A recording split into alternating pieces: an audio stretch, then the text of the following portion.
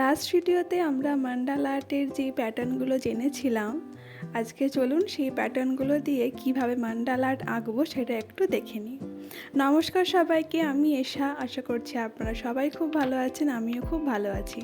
তাহলে চলুন কথা না বাড়িয়ে ভিডিওটা শুরু করা যাক।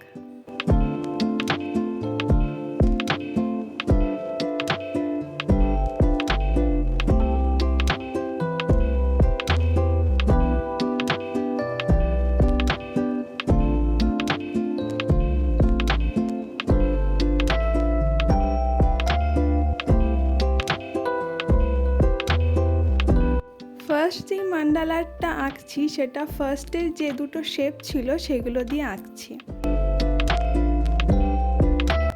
আমি আগেই বলেছি যে আমরা যেহেতু বিগিনার্স, তাই ফার্স্টেই যে বিশাল বড় বড় মান্ডালা আর্টগুলো হয় আমরা সেগুলো আঁকবো না। ফার্স্টে যেগুলো ছোট mandala art, mini mandala art, আমরা সেগুলো এঁকে ভালোভাবে প্র্যাকটিস করব। তারপরে গিয়ে যেই বড় মান্ডালা আর্টগুলো হয় সেগুলো আঁকবো।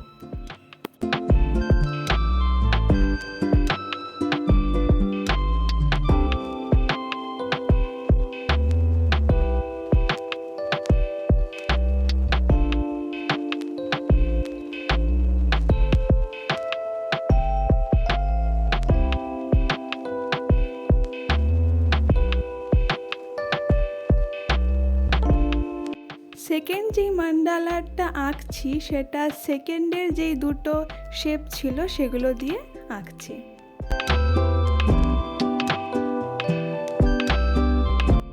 মান্ডালা আর্টের এই সিরিজের আগেও অনেকগুলো ভিডিও আমার চ্যানেলে দেওয়া আছে। সেখানে আমরা মান্ডালা আর্ট কী, মান্ডালা আর্ট আঁকতে কী কী দরকার হয়, মান্ডালা আর্টের অনেকগুলো প্যাটার্ন জেনেছি।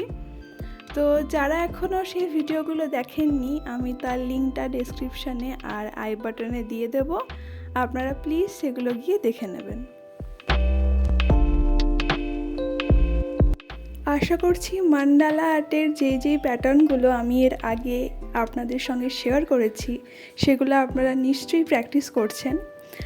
দেখুন, প্র্যাকটিস করাটা কিন্তু ভীষণ রকমভাবে ইম্পর্টেন্ট। প্র্যাকটিস না করলে কিন্তু হাত সেট হবে না, আর হাত সেট না হলে ভালোভাবে কিন্তু মান্ডালা আর্ট আঁকা যাবে না। তাই প্র্যাকটিস করাটা ভীষণ ইম্পর্টেন্ট। এবারে লাস্টের যেই মান্ডালা আর্টটা আঁকছি সেটা লাস্ট যে দুটো শেপ ছিল সেটা দিয়ে এঁকে নিচ্ছি। জানি না আমার কম্পাসে আজকে কি প্রবলেম হচ্ছিল, আমি যতবারই রাউন্ডগুলো বানাতে যাচ্ছি হয় পেনটা সরে যাচ্ছে, নইলে কম্পাসে কিছু প্রবলেম হচ্ছে। সেই জন্য লাইনগুলো ডাবল লাইন হয়ে গেছে।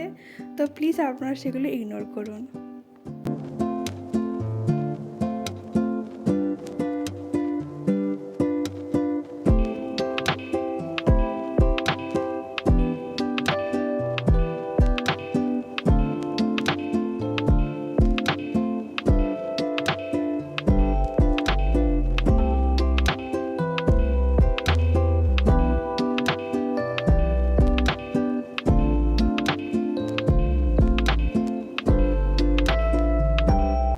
তো আজকে এই পর্যন্তই রইল।